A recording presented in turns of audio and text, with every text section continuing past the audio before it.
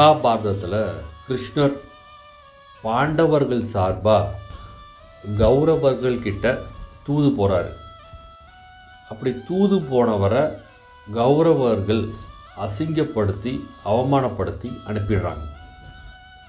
திரும்பி வந்தவர் அங்கே நடந்த விஷயங்களை பாண்டவர்களுக்கு விளக்கமாக சொல்கிறாரு. அப்படி சொல்லும் சமயத்தில் ஒரு தூதுவரை எப்படி நடத்தணும்னு கூட துரியோதனனுக்கு தெரியாதா அப்படின்னு சொல்லிட்டு அர்ஜுனன் பயங்கர கோவப்படுறான். அப்படி கோவப்படும் போது கிருஷ்ண பரமாத்மா சில அறிவுரைகளை சொல்கிறாரு. பணிவு என்ற பண்பு இல்லாதவன் வேறு எந்த நற்குணம் இருந்தும் இல்லாதவனே அப்படிங்கிறார்.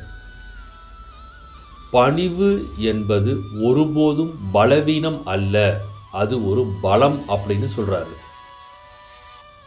எவன் பணிகிறானோ அவனே உயர்கிறான் அப்படின்னு சொல்கிறாரு.